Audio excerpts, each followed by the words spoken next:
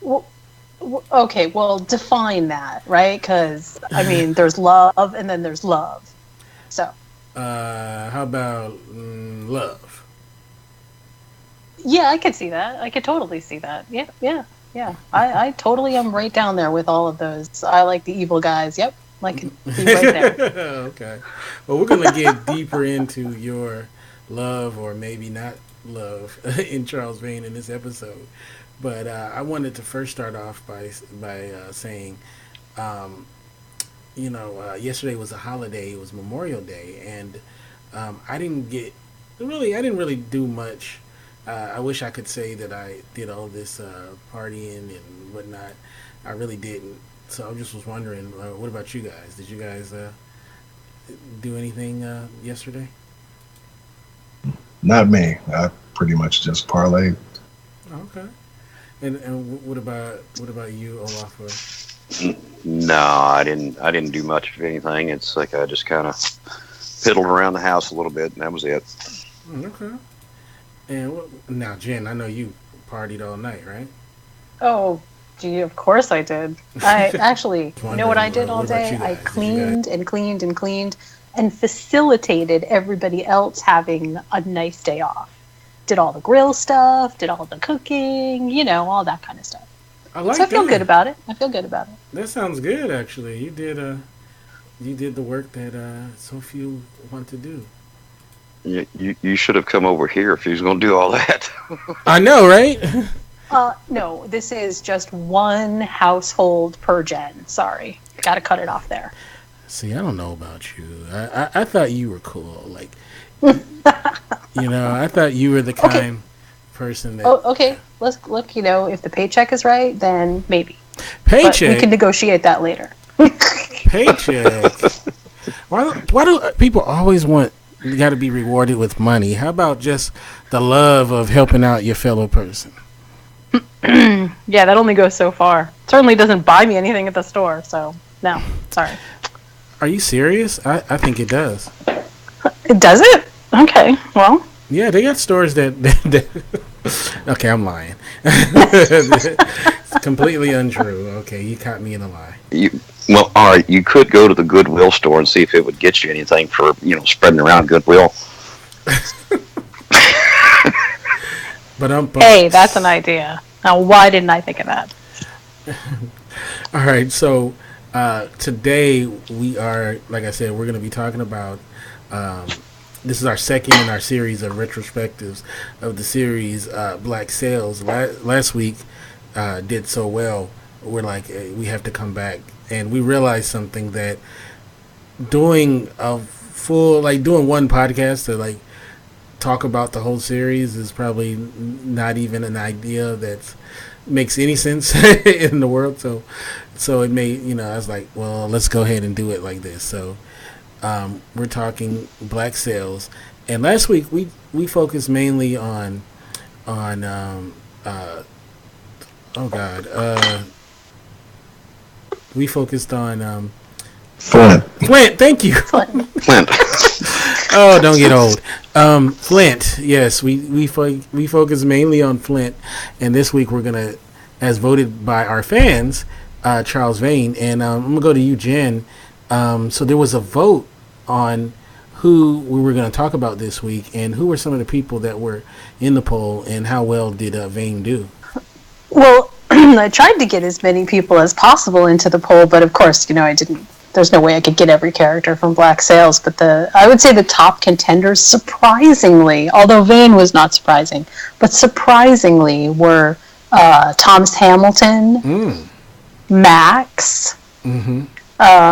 Not too many people voted for some of the lesser characters, but Silver got quite a few. Of course, there's a huge Silver, I don't know, cult following in our group. I wonder who the leader And is. what was the other one? The other one was got a couple for Eleanor, and we even got a couple for Ned Lowe. Oh wow. Oh wow. So, but Vane won going away, right? Oh yeah, Vane I think won by like 3 times as many votes as anybody else had. All right. So this week we'll be talking about Charles Vane. I think this a good place to start off with when it comes to Vane is when we first got to know Vane. We basically saw Vane along with Anne Bonny as well as Jack Rackham. They had the unholy trinity there, and let's start there with that unholy trinity of Rackham, Anne Bonny, and Charles Vane. That relationship had a lot of ups and downs, and one big downturn. But ultimately, it ended with them on the same page. I guess Jen, we'll start with you with this. Is how would you describe the Vane, Rackham, and Bonny alliance when they were good together? I'm going to be really honest.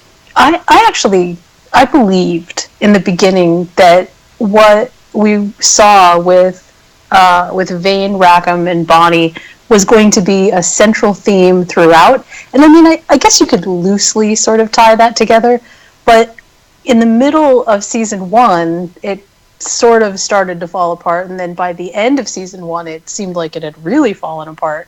And it was odd because it really seemed like they were sort of this dynamic group that had some kind of really long history together, and it felt more close-knit than it ended up being.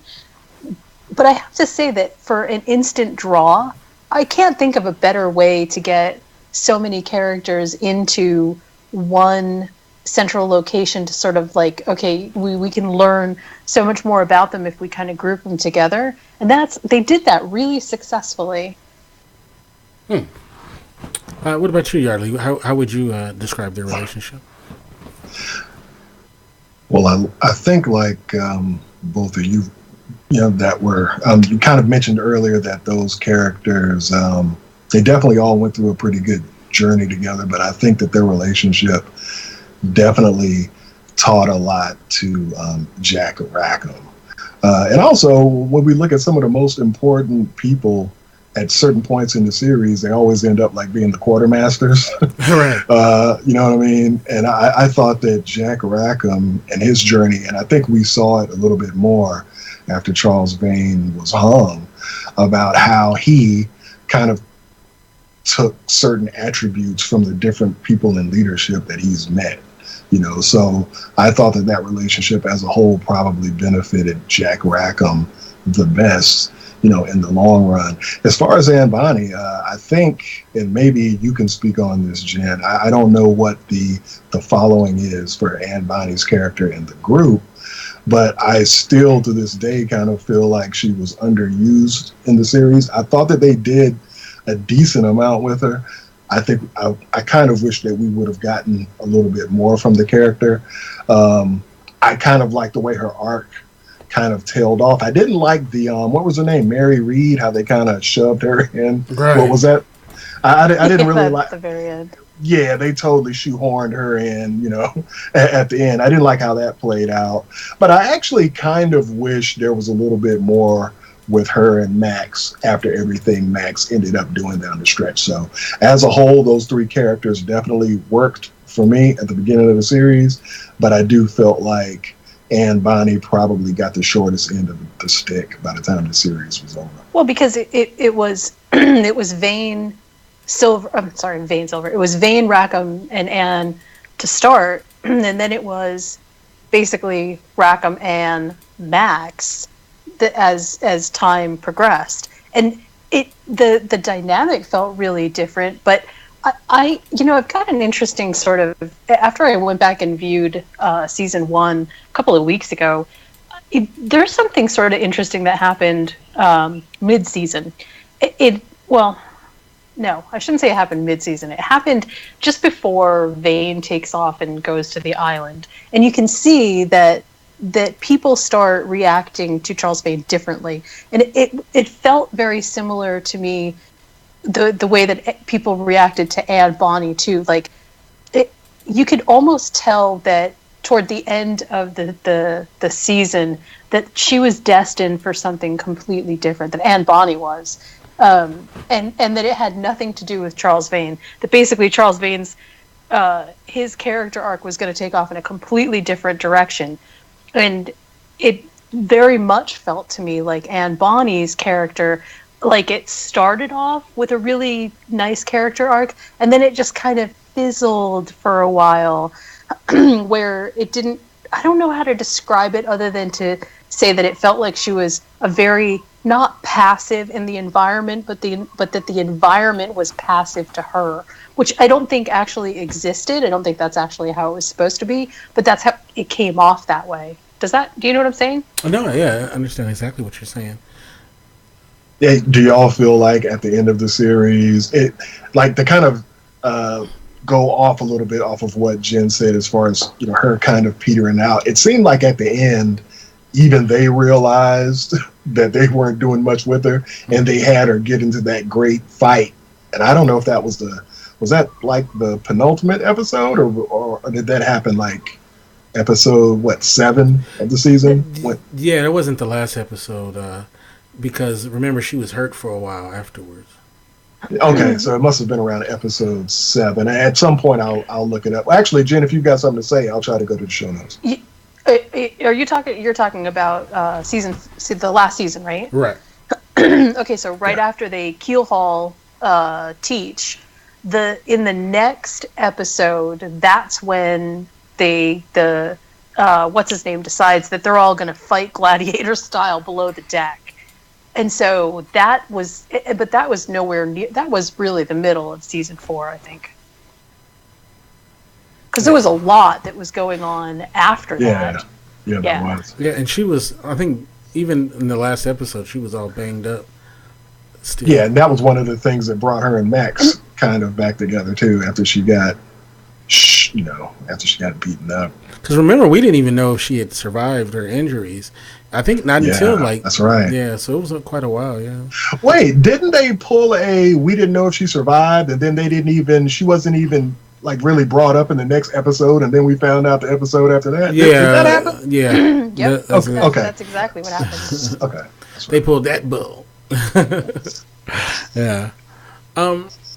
So Olaf, at some point in the show, in the first season, the Anne Bonny alliance with Jack Rackham with Vane started going south, and it was a big rift between them, and did you ever think that it was going to come down to one of their deaths because of it, or did you always think they were going to get back together?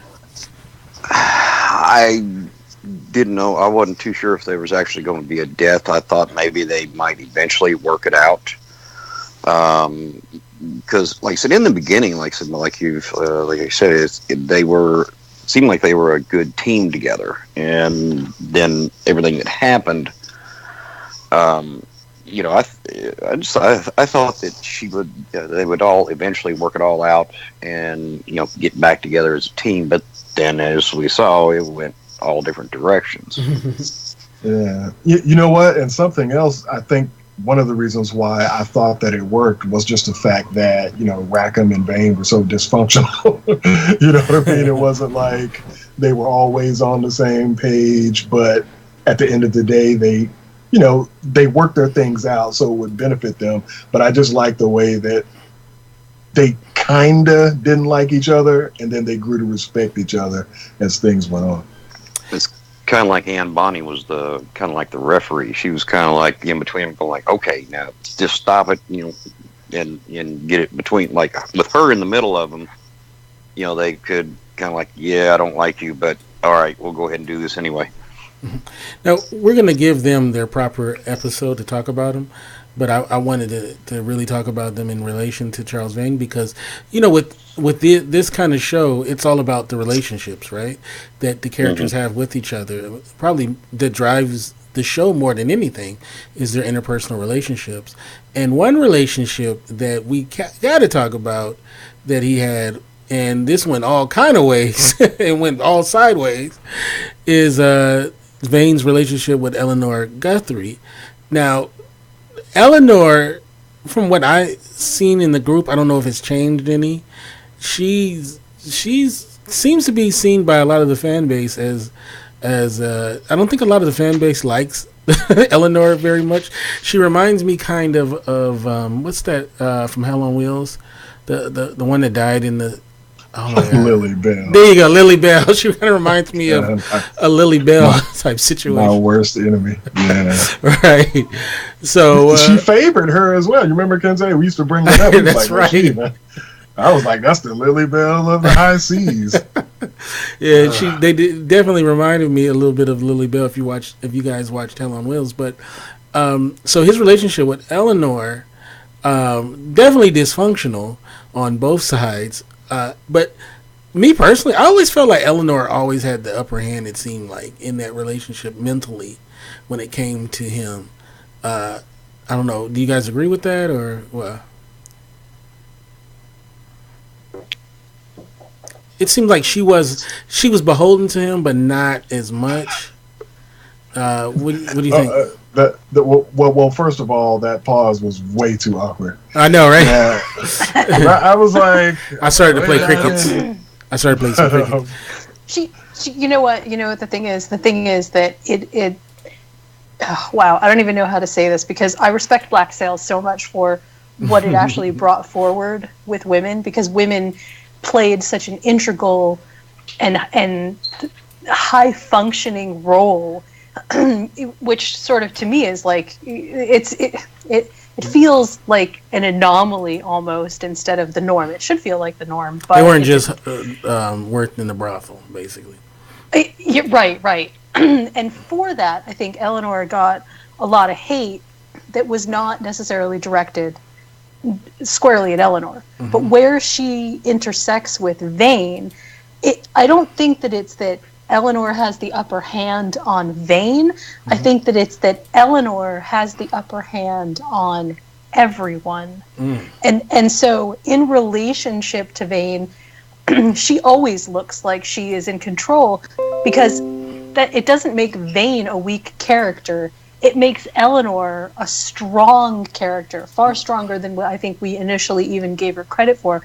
So when she's able to manipulate Charles Vane to do all kinds of things, that we should be cheering, right? Because if a guy did that, then we would be like, yeah, hey, somebody finally got over on whoever it was.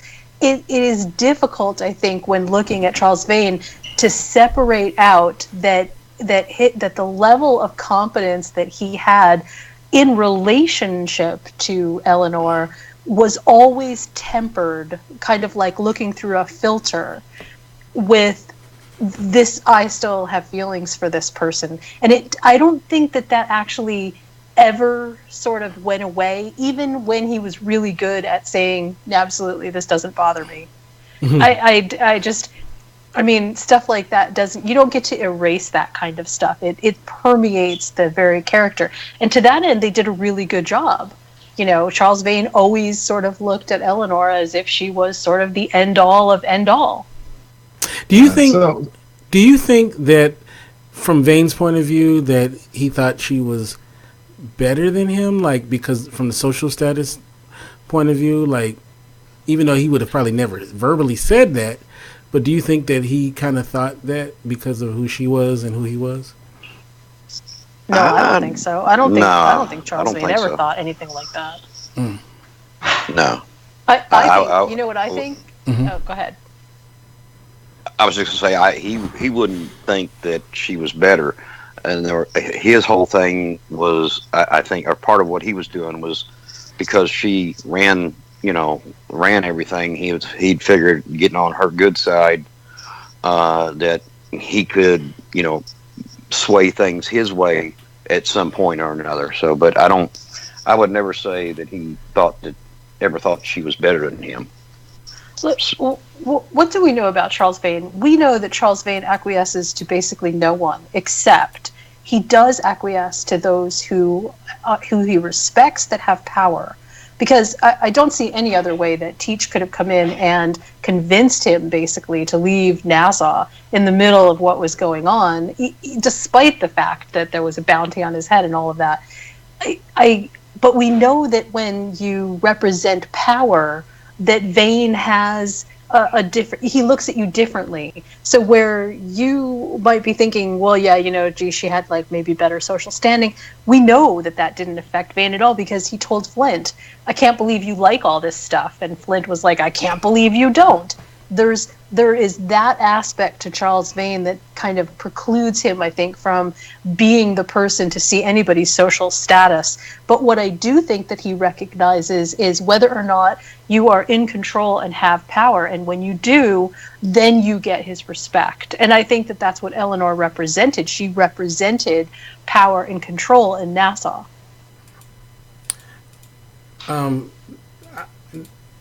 Sorry about that.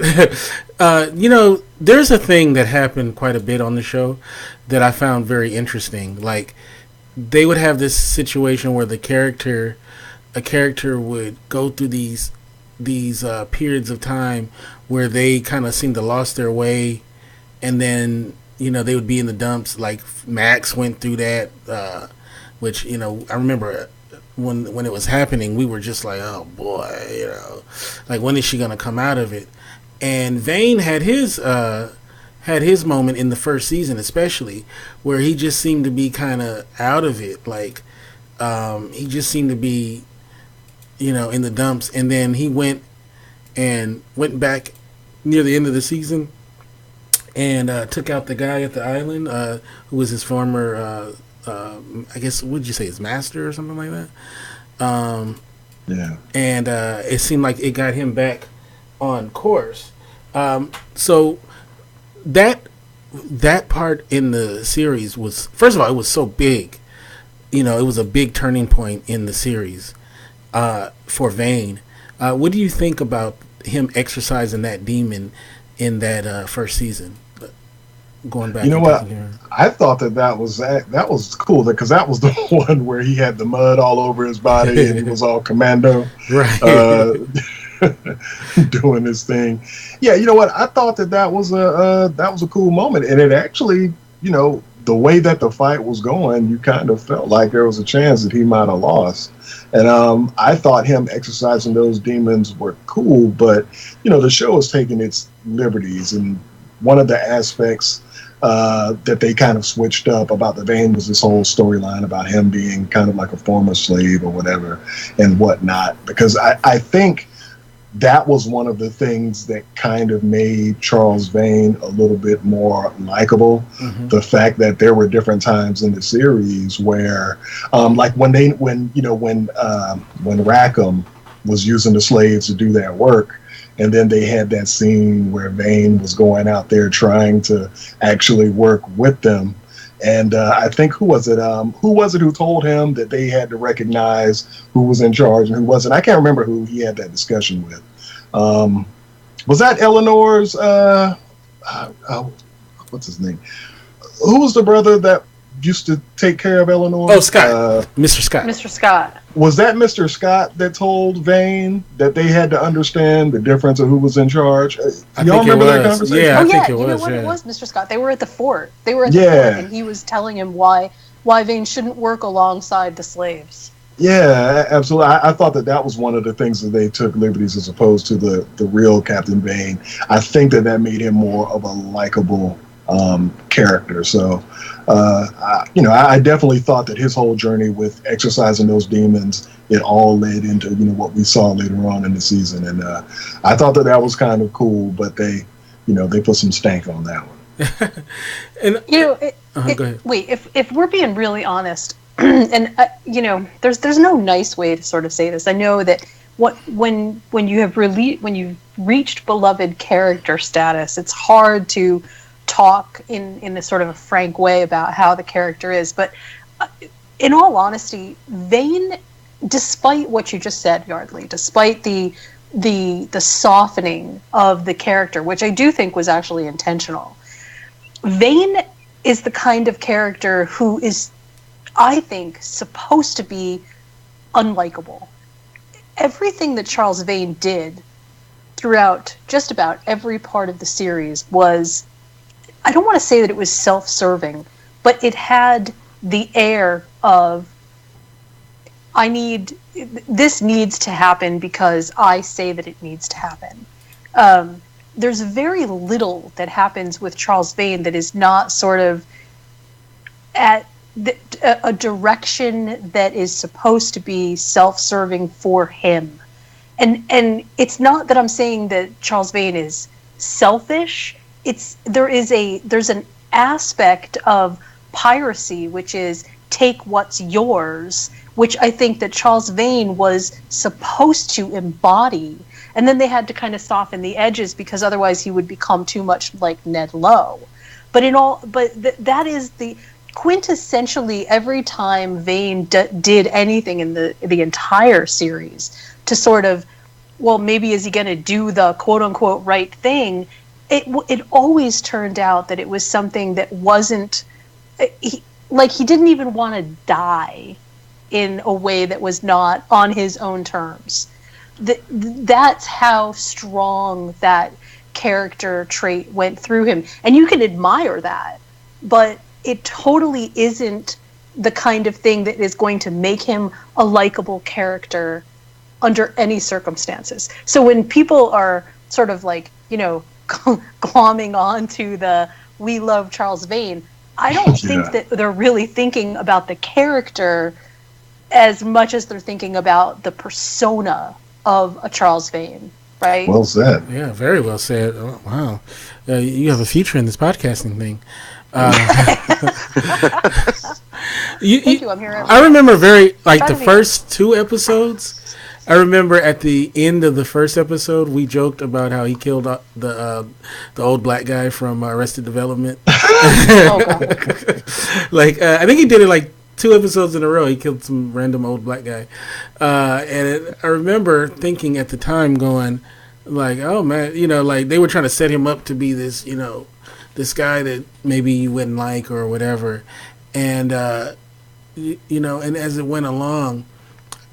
I guess it was their intention to make him not as Jen said it best, softened him up a little bit. Like it's like this: when you watch the movie Goodfellas, Henry Hill looks like a good guy in comparison to Joe Pesci. Right? Because Joe Pesci is like an evil bastard in that movie. So you go, Henry Hill wasn't that bad. But really, if you look, Henry Hill was an evil bastard too. Right? No, you make some good points. And Jen could probably attest to this. When we first started the group up, because remember, there was definitely a ton of posts that were mostly Eleanor and Vane related, especially like in the early goings of the group. Mm-hmm. And I know that Vane was totally, for a while, he really rose to the top of probably being like the most discussed character.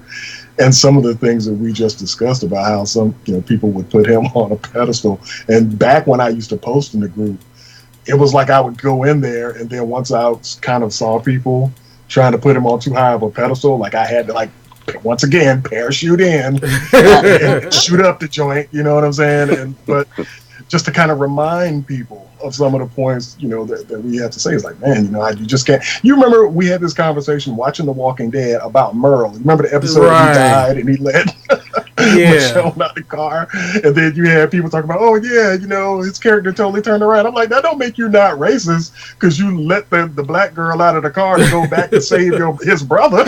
Right. I was like, it had nothing to do with he was cool. No, he was the same racist asshole throughout the whole series, and he made a calculated decision to let her go because he thought that she would be the best chance to save the brother. And that's kind of the way that you have to remind people about Charles Vane. It's kind of funny. It totally parallels that experience. Yeah, it's funny, and we often talk about this on all these different shows that we see it from their point of view. So in their story, they're the good guy, but then if you do it from another point of view, then they're the good guy. That's why the movie Heat is really interesting, because you see it from both the quote unquote guy with the black hat and the guy with the white hat. So it makes you kind of go, you're so used to seeing it for either or side, right? Either it's going to be where the anti-hero is the main point, the main person, or the actual hero. So in this case, it's very interesting that we root for Vane because we follow Vane, and we want him to succeed because he becomes a likable character. But you could do another story where Vane is totally the villain, where you're gonna want you want him to get killed off. You could totally do that story where he is the villain. And so it's just it's the perspective of how they show it to us as an audience. Well, and also, and I think that this is quintessential to the Vane character arc throughout the seasons. there's a level of Vane was very honorable to himself. That is, there was a level of honesty and integrity that was completely all Charles Vane, and he would never deviate from that. So, respect for that, but it certainly didn't comport with everything else that was sort of happening where the pirates were maybe not as I hate using this term as an adjective, but not as piratey as Charles Vane was. They were still sort of struggling with their own connections to civility, which is why I think so many of them took the pardons in the end. But this idea that, because if you say that out loud, if you say, so many pirates took the pardons in the end, and then you apply that to Charles Vane, it's like there's no way. That is just that's not ever happening. Charles Vane would never take the pardon because that's not who he is. So that thread runs through. But then everything else about Charles Vane throughout the entire series sort of makes you feel like it's not that he's necessarily the bad guy. It's that Charles Vane has nobody to answer to except himself. And even when he's dealing with Flint and even when he's dealing with Teach, he's still only dealing with himself in that regard. There's not usually this, and that's again why I think Yardley's point is really spot on. The whole idea of giving him some softening edge around the slave idea, which is a central point with the Maroons later, becomes so pivotal. Because it does sort of keep him out of the realm of, oh my God, this is just a total monster. And it makes him more personable. You know what? I've got a question for all y'all. And Kente, I definitely want to get your take on this. Do you think if they would have worked this series in a way that would have made Vane pretty much the dominant figure? Because, like we knew going through the series that kind of Flint was kind of like the thing that everything else worked off of. Do you think if they would have kind of switched that up and had Vane, a little bit, higher up on how things flowed out, do you think the series would have worked? Or do you think that Vane's position, kind of like on the outside of like Flint and Silver as the series went on, do you think that worked best, or you think they could have pulled it off the other way?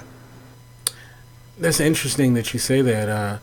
I honestly, they're really good writers, so they probably would have made it work. But just based on what we've seen, I don't think so. I think that his character works best if we're just going to be that same character that we got, because that character probably would have to evolve a little bit more. I think it works the way that it was. Like, it had to be shown through Flint's eyes, I think, to give it what we all know and love. I think Vane was really good for what he was, and so because ultimately when he met his demise, of course the fans were upset, right? But honestly, the show went on. I don't know if it could have went on without Flint. You know what I mean? Like, I don't know that. They would have figured out a way, but obviously he's key to the hiding of the booty. but I think it works best the way that it is, and I don't know that it would have worked the same with Vane being the main person. Yeah, I don't think with Vane being like more of the Flint type, I don't think it would have worked as well. And like you said, as Kente said, numbers, the writers would have made it work, but I don't think it would have flowed as well as it did. And I don't think it would have, I don't think the seasons, first or two seasons would have been, I don't think they'd have gone I think it just kind of would have died off after, like, halfway through the second season, maybe, if they would have put, Vane as the main person.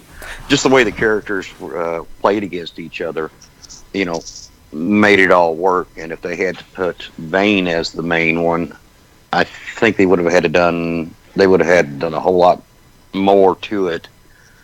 And Silver would have had probably had to brought more. I don't know. It would have changed. I think it would have changed the whole dynamics of the series if they would have had Vane as the main character instead of Flint. Can I ask Jen this question, because I have to ask you, because you are the lady of the bunch, so that means you represent all women who watch the show. So everything's on your shoulders. Boy, that's dangerous. So you are the representative of all women that ever watch the show. So I'm just putting that out there. I'll try to live up to this responsibility. Was Vane that good of a character? Because most of there were guys that liked his character quite a bit, but it was really the female audience that seemed to really love Vane. Was it because his character was such a fascinating, well-rounded character, or was it mainly because the eye candy aspect of it? Do you think that was or can you separate it? I've actually gone back and forth on this a lot, because initially I was really intrigued by Vane's character. Intrigued enough to make me think, wow, this could definitely turn into something good.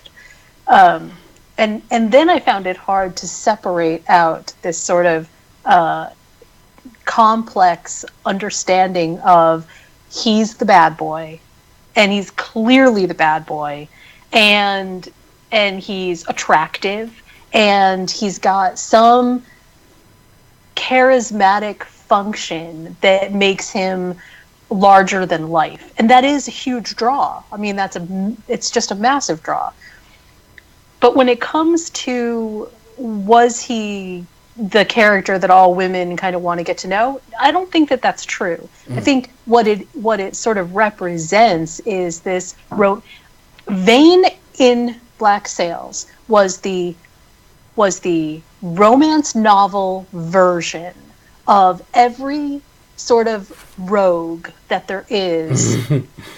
And it is extremely compelling. It is very compelling. As a woman, it is very compelling. Well, as for many women, I can't speak to all of them, but yes, you can. But on this show, you are. There was enough about Charles Vane in sort of the character makeup that made you like him because he was that trope. Now, there's something sort of interesting, though, that I think that has been sort of overlooked in terms of why women especially like Charles Vane. There is something about the relationship that Charles Vane has with Eleanor, which is stormy, and to say the least, and sort of back and forth in control. And I feel like that is sort of at the heart of a whole lot of really epic character kind of pieces that deal with those. It's almost like, not a whole lot of writers are brave enough to venture into that, where the relationship is so stormy that it borders. It doesn't border. I shouldn't even say that. It absolutely was abusive.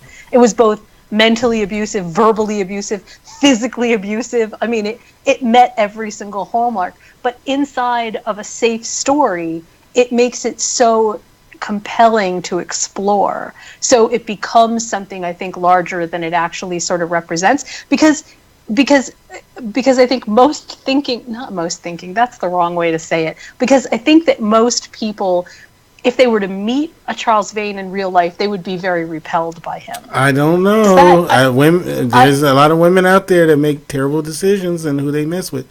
So I don't know about that. But it's funny that now that I hear you say that, they do kind of look like the cover art of a silly historical romance novel with a pirate in it. like he looks like he yeah. Yeah, and actually their relationship does kind of fit that, and even the tragic, they have another story in there that's a trashy historical pirate drama romance novel, Harlequin story. Yeah, that's funny. and it's way more violent, and it's way more gritty, and it's way more sort of like hyper realistic, which makes it even more compelling because you don't normally get that. Again, most people are not brave enough to tell that story, and I don't mean brave as in like there's something good about it. I mean brave as in, exposing sort of the truth, the good, the bad, and the ugly about what that looks like. That's a huge thing to try to accomplish. And as much as I didn't like a lot of stuff that happened in season 1 between the two of them, I have to take my hat off to them as the writers, because they really put forward this sort of, look, if this is the relationship that you're in, this is what's going to happen. Yeah. Let me ask another question to the. I was going to say this for the end, but I think this is a good question to ask now. Charles Vane was played by Zach McGowan. We went on and on about how great, Toby Stevens played Flint. How do you guys think overall Zach McGowan's performance was during the series, and what do you think some of his highlight acting moments were playing Vane? Ooh, man, I think people probably have their fair share of those. I thought that Zach McGowan did a good job, but at the same time, going in, I really had no expectations of how the character would be played. But from what I got from beginning to end, I thought that he did a great job. I'll say my greatest highlights was when the attack when they got Ned Lowe, when they killed Ned Lowe. I thought that was a great one. Yeah. Also, when he and Flint got in the fight, that was broken up by Eleanor. I thought that was a good one. It would be too easy to pick, when he got lynched, but I'll probably say that most of my favorite scenes was any time that he picked up a sword, because it was always really exciting, and you always knew that he would somehow get out of it. Right.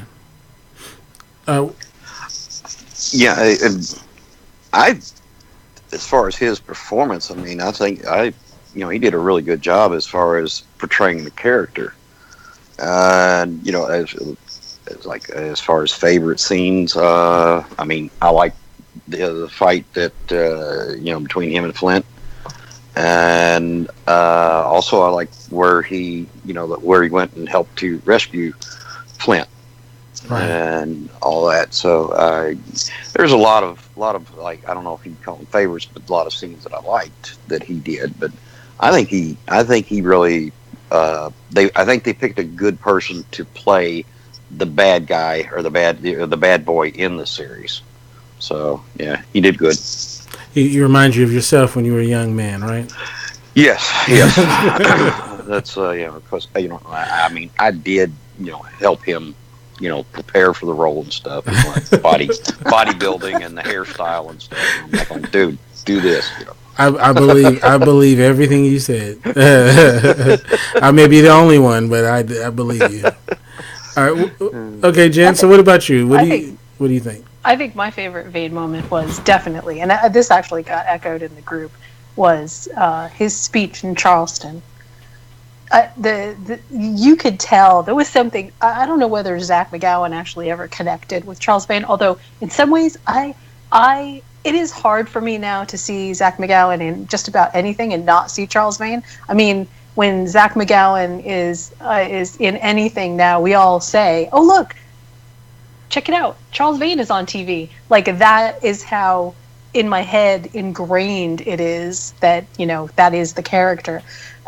But if for whatever reason in that particular scene, it seemed like Zach McGowan made some kind of super crossover moment where he connected with that character in a way that I hadn't seen him connect to that point. It was passionate, but it was every bit a Charles Vane moment to give that speech, and the moment when he raises his hands above his head, which I mean symbolically is so crazy. He's in chains and he raises his hands above his head in chains for the strike. There was something so incredibly, again, just symbolic about that moment, which I feel like Zach McGowan completely captured. And I don't know if another actor could have done that.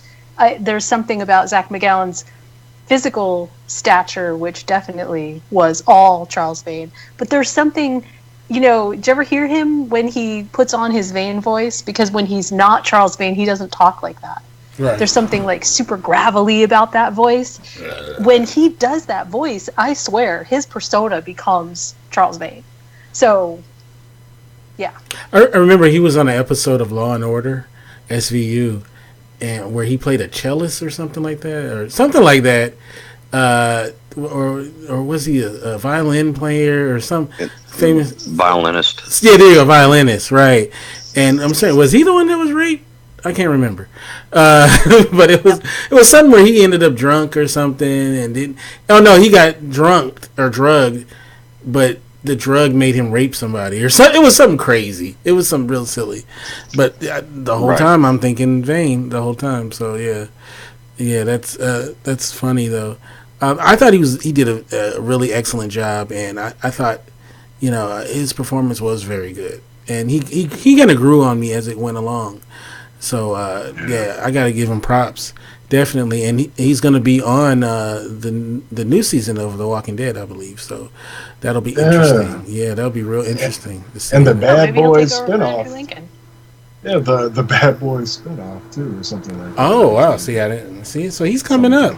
He's coming up in the world.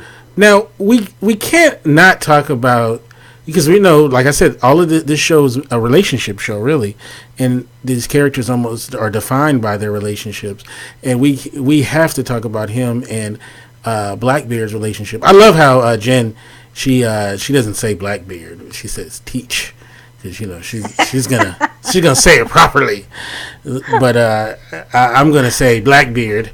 You can't have a name that cool and not use it, right?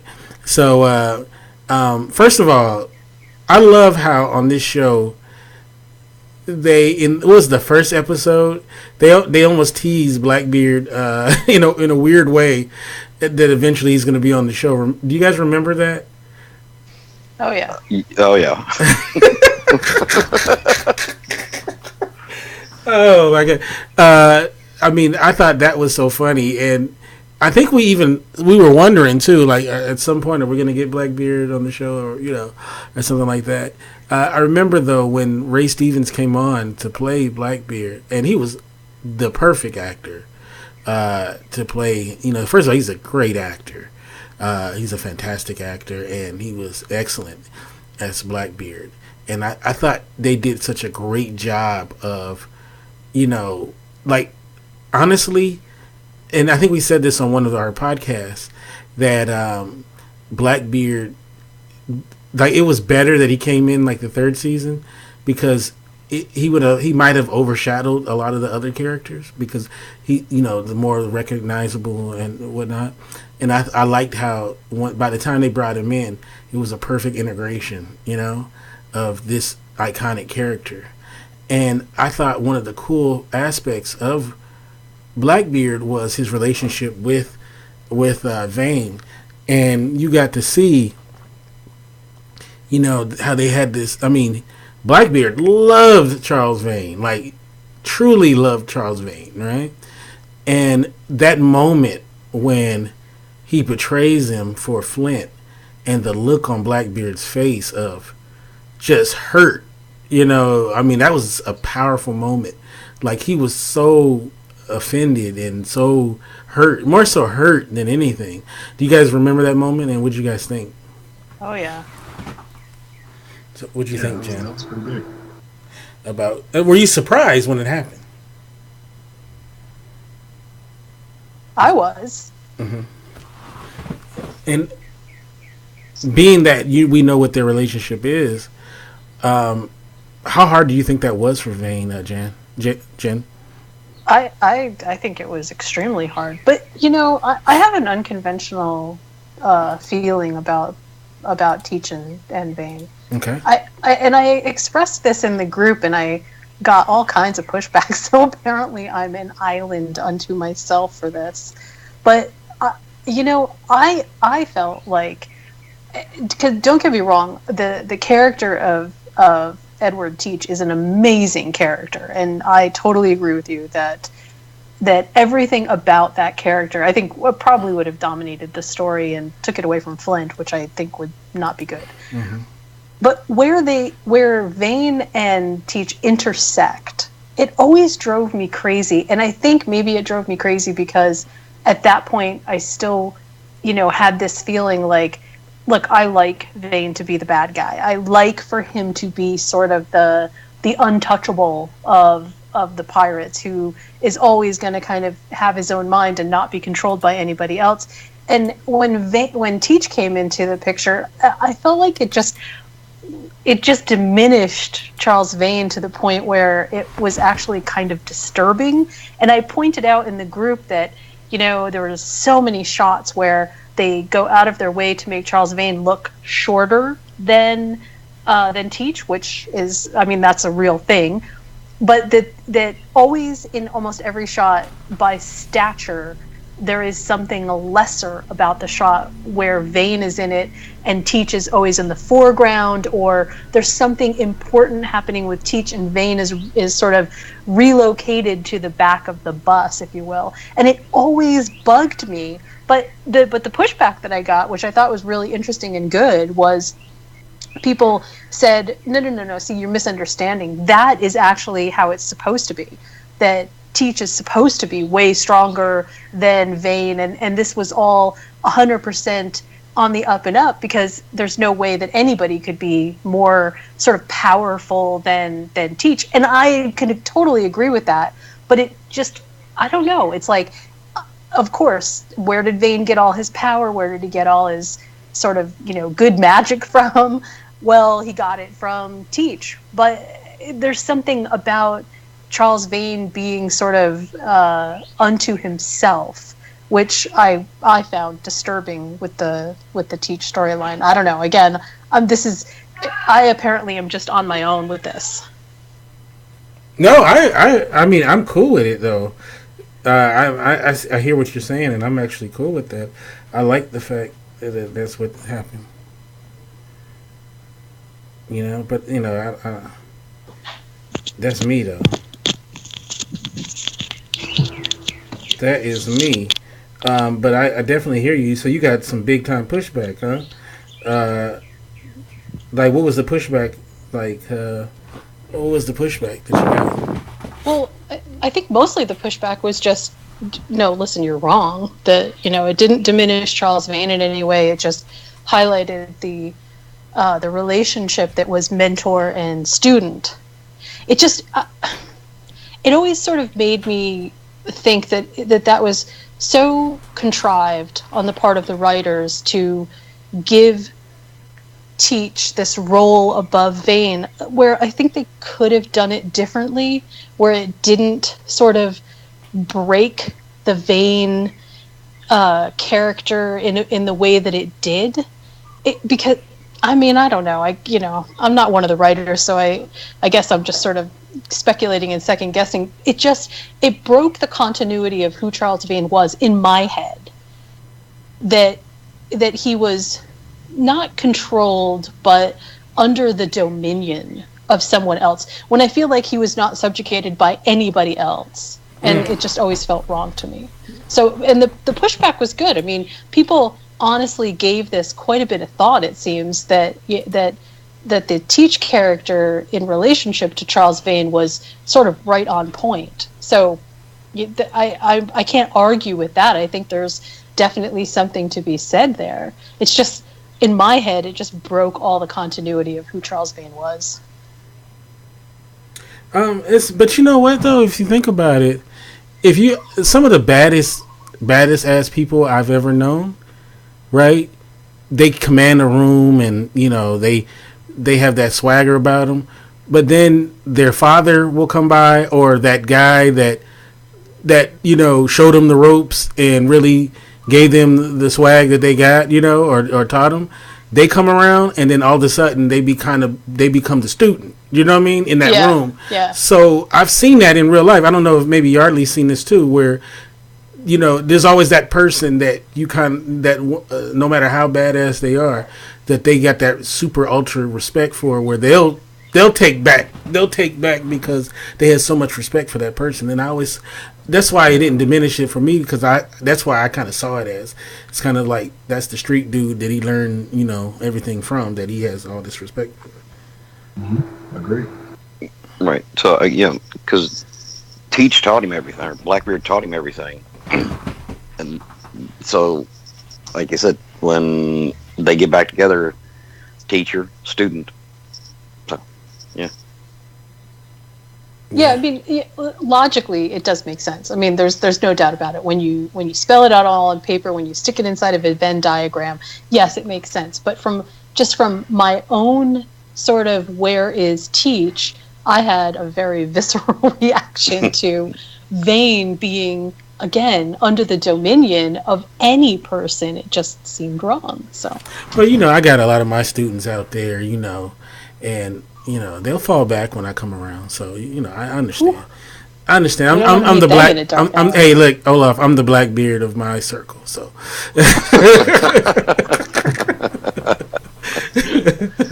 Let me stop before I get shot.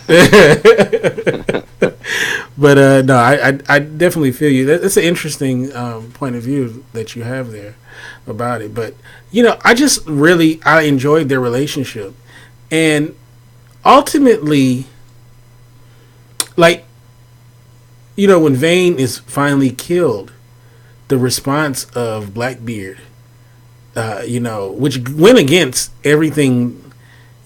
Pirates are pretty much, they're not a non-profit organization, it's not pirates for Africa, or pirates for autism, or, what I'm saying? It's pirates, their whole thing is for profit, looting, getting money, they're not on no revenge missions, what I'm saying? It's all about, what can line our pockets. Whereas Blackbeard put them on a get back for me, right? And which really goes against the whole piracy thing, right? So it's very interesting that, and I'm sure, like, because I'm trying to remember, but did some of his men kind of take issue with that? I can kind of remember that, where they were like, I didn't sign up to be getting revenge for your homie, like. Yeah, that was one of the little things that were floating around. Yeah. But he was so dead set on getting that get back, because even though he had betrayed him, that's still his boy, it's still his. Yeah, well, remember, there was also a point where Anne Bonny had kind of reminded Rackham kind of the same thing. Why are we going to throw our lives away for a guy who's already dead? Like, right. That was actually something that she said. So yes, it's only fine. Right, and I just love that too, because she definitely had a point. At this point, homie gone. It was like, are we gonna throw our lives away for a guy? So what's funny to me is that the pirate who had the most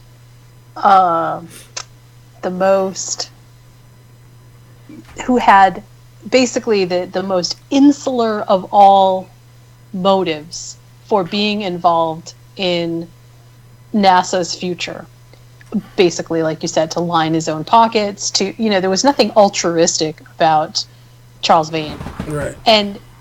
But excuse me, but ironically, it was Charles Vane's death that actually propelled NASA into what ultimately happened, with people being willing to fight back. Like, I don't think that Vane died a martyr's death. That never felt right to me. I always felt like Vane simply did what he believed was at the moment, the most important thing to do, which is die on his own terms.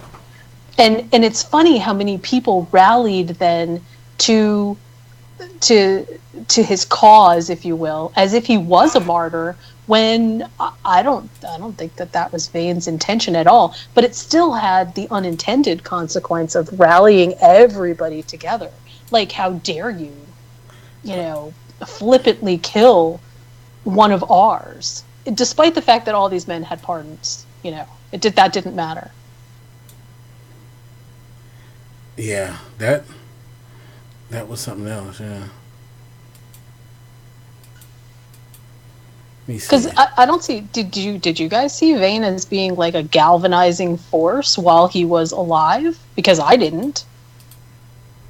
No, I didn't see him that way. And I don't think he. Yeah, I didn't think he saw himself as that. He just, he was like I'm just doing me. Yeah. Yeah, pretty much. That's how he saw it. But he's a brave guy though, because death. He didn't fear death. He looked death right in the face and said, "F you." Now death won. Don't you think that there's some irony though in the way that he sort of, again, that he galvanized all of the rest of the pirates because he died, because of the way he died. Yeah, that. Agreed. I mean, there was definitely a calculated, thing behind that. So you're right. Because I think Billy would have tried to go save him. I think Billy would have. I think Billy would have been like, "Yeah, okay, we may die, but let's just do this thing." Yeah, I'm looking at. I was trying to make it where I could put it, on the live thing, but it wasn't. It was acting stupid. But I forgot his last words were "Get on with it, motherfucker." Get on with it, motherfuckers. I love it. I love it. That wouldn't be my last words. My last words would be like, "Stop! Don't kill me." Yeah, I don't think I would have been an OG in my death. I'd been like, we can work out a deal. I'm telling. I'll tell. I'll tell you I know where Flynn is. Where the treasure's at. Don't do it. I'd have told on Flynn. I'd have told on Eleanor. I'd have told on everybody. Like, just don't put me in the noose. But, oh my God, Kente, you are Billy. Look, hey. I'm like, hey. At the end of the day, I'd be like, I'm a pirate. Hey, he's he's Billy or Brianna Tarth. Hey, come on now. Sword. It's the same thing. Oh wow! I forgot how violent. Yeah, he got. Oh yeah, that looks pretty awful. Him getting done in there. I'm looking at it on YouTube. Thank God for YouTube. So we can see. Oh, you got everything on here. Flint versus Blackbeard. Thank good for illegal uploaders. Yardley, I got to ask you this question. What do you think was over the course of the entire series, but specifically in season 1 and season 2, did you ever feel, until they went to Charlestown, did you ever feel like Charles Vane was on the wrong side of the story? Did you ever feel like there was a right and wrong side of the story? Within the first, you said first two seasons. Yeah. The thing about it for me, and the things that I thought about Charles Vane as a character, I mean, quite honestly, I wasn't really a big fan of the character the first 2 seasons. I always gravitated more around, of course, you all know, Flint and Silver, those characters are my guys or whatever. Those were the characters that I probably felt the strongest about from beginning to end. When it comes to Charles Vane, I really didn't dig him at all, just mainly because he didn't seem to kind of be in line with the characters that I gravitated towards. So for me, I know that Charles Vane is a fan favorite person, but I'm going to be honest with you, Jen. I totally poo-pooed his character off probably the first 2 seasons. I thought he was okay. It was probably the Batman voice and the weasel look that I just didn't really like, that he wasn't necessarily with the characters that I really held close, the ones that I really liked. So I don't know. I might not be the person you want to ask about that, because I just don't Vane's character, in essence, was kind of a blur to me until down the stretch. I just kind of thought of him as just that person that had to be in the story to push it along. We gotta, when he fought Ned Lowe, and then comes out, with his head in his hand, much like when Jason had Freddy's head. And versus Jason, that was pretty brutal. You know what? Actually, I would have to say when it comes to Charles Vane, I liked his story arc mostly when it was combined with Eleanor. Everything else, and I know that things stemmed out from that, but I was probably the most focused when he and Eleanor were together, as opposed to him and his interactions with other characters. It's funny though. After you kill someone's father, I think that pretty much ruins all chances of a relationship in the future. That was something that I used to get into in the group about. I was like, why is Eleanor the bad person for speeding up his execution? I'm like, he killed her daddy. Right. like people couldn't get their heads around like what? You know what I mean? I don't care how good you are in bed. You kill my fucking daddy. Right. And we got some issues. Well, yeah. And okay, so if Eleanor, let's just throw this around. If Eleanor had done that or caused the death of, let's say, Teach, everybody on the planet would have been rooting for Charles Vane to hurry up and speed Eleanor's death. I feel like the people in the group, most of the people in the group, not everybody, but most of the people in the group recognize that there is definitely a gender bias. Yeah, but these are women, female pirates don't get the same kind of, and especially Eleanor, who is sort of the unconventional female pirate. And then, but these are women though that are doing that. These are women that are mad at Eleanor for speeding up. Oh yeah, absolutely. Yeah. So the gender bias is by women. Yeah, no, that's what I'm saying. Right. I feel like it's ridiculous. Us guys, we're sitting there saying, I can understand. You get the day. Yep. And that was my one of the main things, and one of the main. I always kind of took up Eleanor because she really was kind of villainized, which was like the opposite of what I used to do with Lily Bell. But I kind of understood, even though her father might not have been the best dude, at the same time, it was because of him that helped to afford her the opportunities that she had, being where she was at. And it's your pops, you know what I mean? So for me, that's why I always kind of, I kind of felt for the character. Because I'm like, I don't know if you're getting a fair shake. I mean, you can't kill somebody's pops or their moms and then think that, you're going to walk out of there. Yeah, and we just had him on the show, too, when he did it. I know. You pushed him off the cliff, I guess. Also, that in and of itself speaks to the level of sort of, boy, scoundrel is not even the right word. It's the level of villainy that is Charles Vane, and that's one of the reasons that I feel like people gave him a little bit too much sort of happy love. Anybody who could kill somebody else's dad that you had been intimately involved with, I don't care what your political machinations were, that speaks to a level of depravity which is really, I mean, that's low. That's a really black when you think about it. You know what, though? I personally, I think, although I will say this, right? I can't imagine Charles Vane doing anything other than what he did, because the culmination of killing Richard was to me at that point, that was really all about payback to Eleanor. That was really all about, that wasn't killing Richard because he stood for some higher principle. I don't care what his note said. Charles Vane killed Richard because he was trying to get back at Eleanor for stealing Abigail. I don't see any other way around that, because if that really were the case, then at any other time Vane could have ridden out, found Richard, and killed him, and he didn't. I'm going through the group.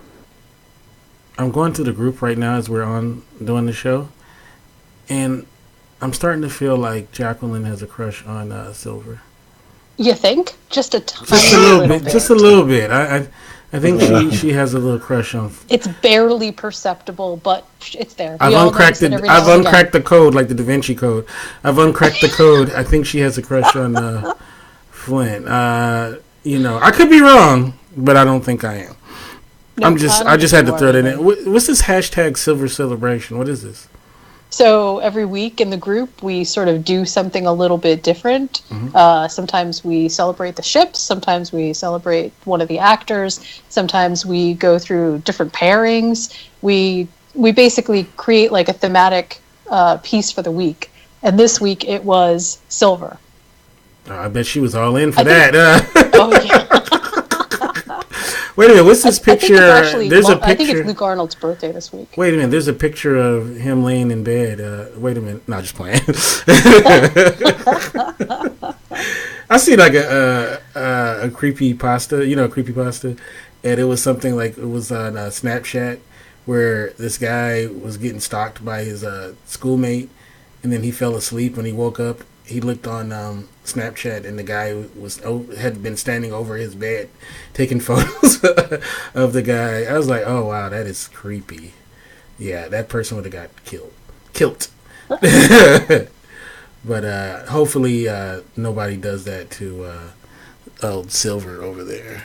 I think he's. You know what I want to know Arnold. About Charles Vane? I want to know why the writers, and I guess I'll never get this answer, but I want to know why the writers saw fit to basically, while everybody else has sort of multiple love interests, Charles Vane had one, and that was it. That's interesting, yeah.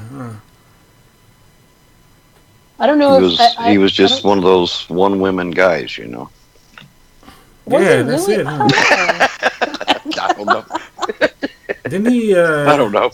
Didn't he get one? Didn't he? Did he ever go in the fuck tent? No, huh? No, but he Adele was in the fort because Eleanor comes to scold him about not showing up for a meeting, and she's there. Okay. So I mean, I'm not saying that he didn't like the whores. I'm saying that when it comes to this goes back to what we were talking about before, which is I don't think that they actually wanted to sort of soften Charles Vane too much. And I think if they had maybe introduced anybody else into that storyline, that it would have softened him too much. It would have sort of taken away the brash edge of who Charles Vane was. Yeah. I don't know. I could be wrong. I guess. That's funny though. Okay, so because the only character that to me feels like it was even close to sort of the brutality of Charles Vane was Ned Lowe. Right. That's the only other character that sort of held his Teach, of course, but it's the only other character that sort of had any of that magic, if you will, that was like, yeah, this is all pirate. Yeah, that's crazy. Okay, so any last thoughts about Charles Vane? I have just one. Okay. Sorry, I know I've done a lot of talking on this podcast. No.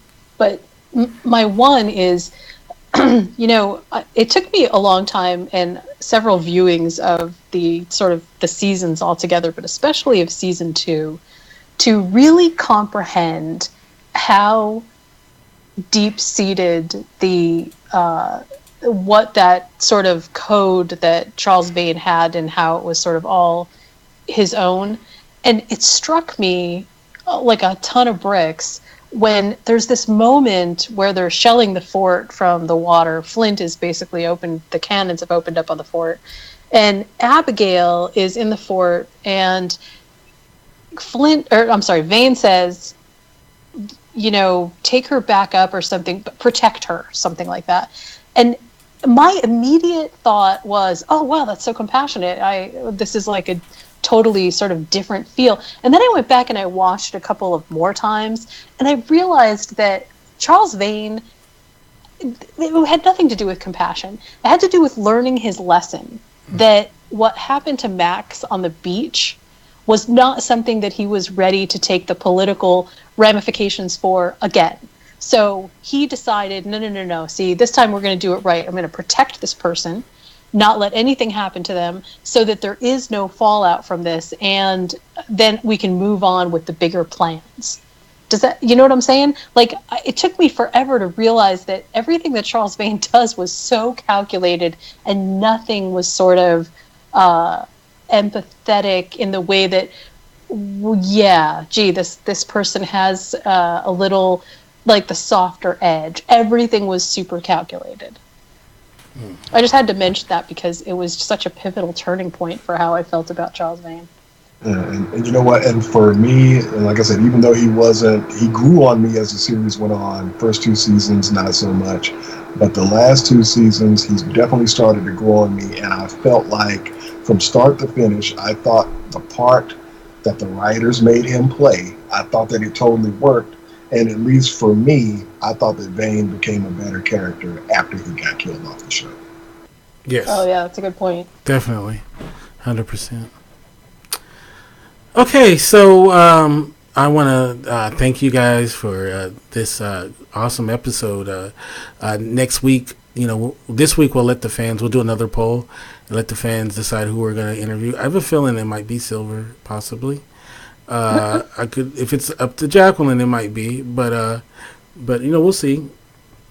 So we'll be back next Tuesday for another retrospective. I want to quickly though before we say goodbye. I think we already said it in this body of this episode. Zach McGowan will be on Walking Dead season 9. This season, right? Yeah, this season 9. And also Andrew Lincoln. Just came out. Andrew Lincoln is not going to be on the new season of. I'm sorry, in season 10 of The Walking Dead. 9 will be his last season as well. So I wanted to put that out there. Also, real quick, did you see Solo, Yardley? No, I haven't seen it yet. Oh, okay. So anyone seen it? I did. What'd you think? Yes, it was good. I liked it. I thought it was good. I thought it was a good movie. Yeah, I thought it was. I thought it was okay. Yeah, I saw it Sunday night. Yeah, it was, I mean, I would say the last hour or whatever was much better than the first hour, so it was okay. And I thought the guy who played him, Aldrich, I think his name is.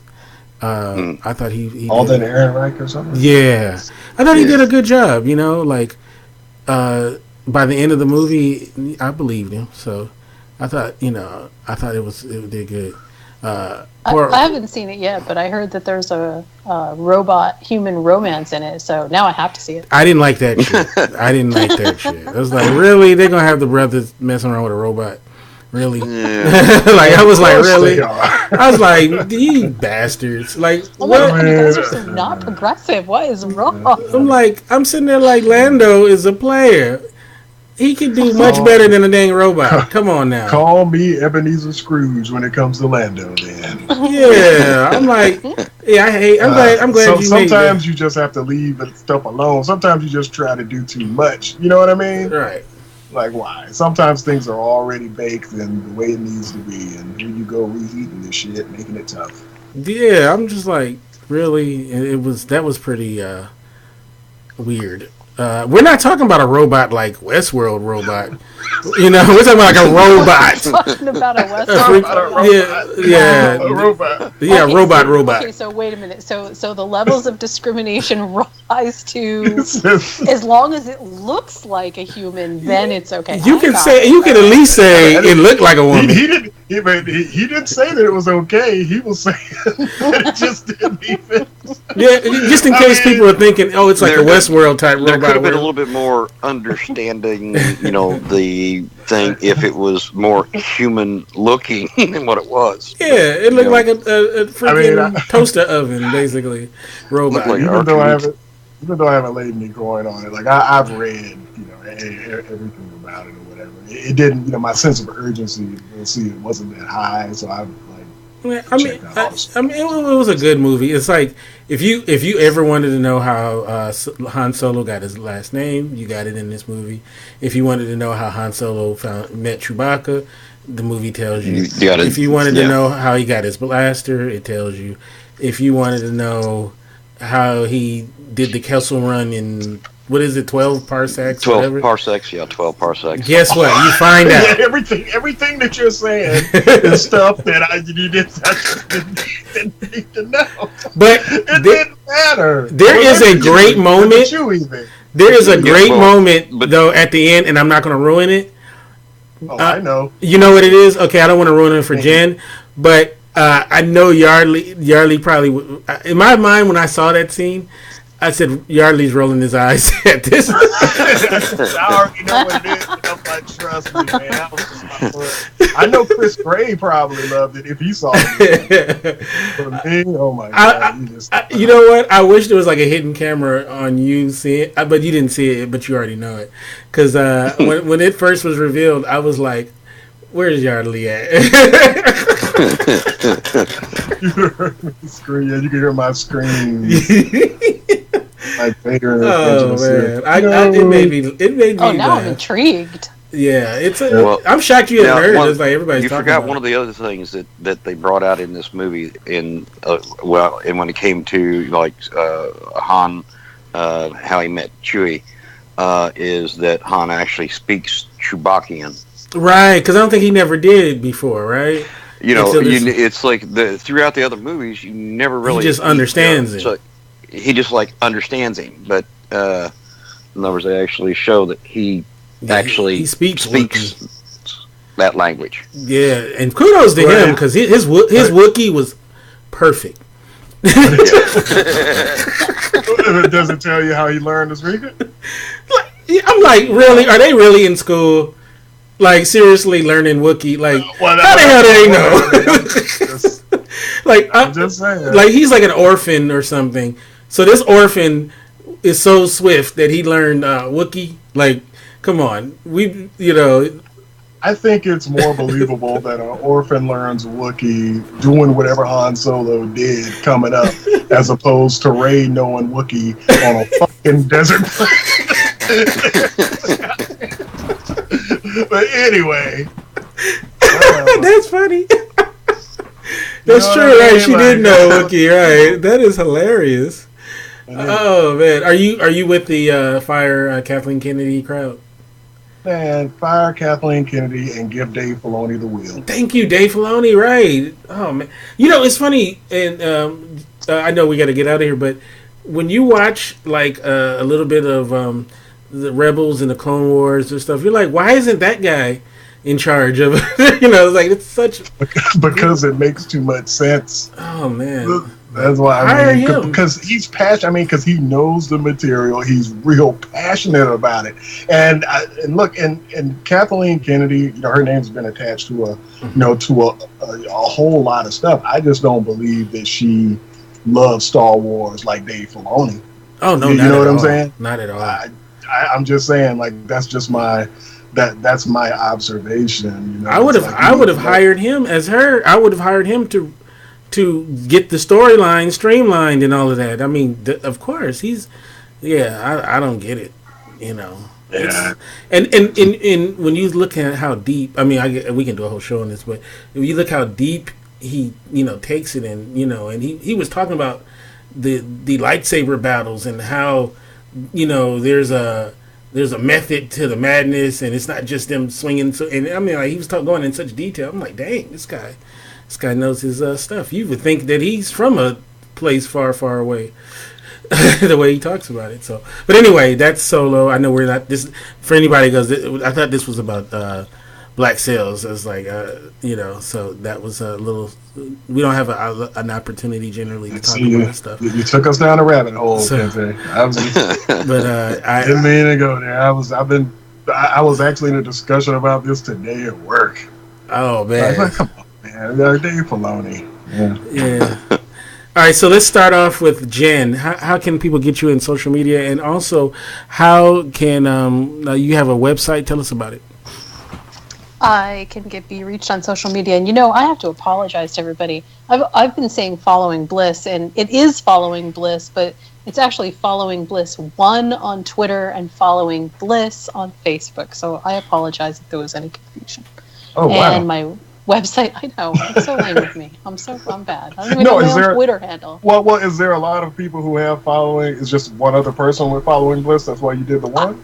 I don't know. I can only assume that there are many Joseph Campbell fans out there, and so they have adopted Following Bliss as their mantra as well. Oh. That's the only thing I can think of. To tell the truth, it's because you have such a big ego that you got to say you're number one. So that's what the one is. I wasn't going to go down that road, but okay. Just kidding. Thanks a lot. And my website is criticallaughs.com. And in fact, I just started doing sort of a recap of, again, Black Sails episode by episode. I haven't posted them all yet, but I went through and kind of did like an episode guide. So you know me, I'm super geeky about all this stuff. I take a look at camera angles, I look at lighting and sound, and I kind of dissect some of the things that I thought were the most interesting episode by episode. All right, I like that. It's like the Zapruder footage, right? You just find the person on the grassy knoll, right? Yep, that's me. All right. Olaf, how can people get you on social media, and also what can we be on the lookout for? I know you have a movie that you're about to start working on. Yeah, that's still waiting for that to to come around. That should be hopefully this year. But you can follow me on either Facebook or Twitter at Olaf Barbosa. And hopefully next year the movie The Translator will be out. All right. The Translator. All right. Mm-hmm. All right. And Yardley, how can people get you on social media and all that good stuff? You can follow me on Twitter at militant_marker.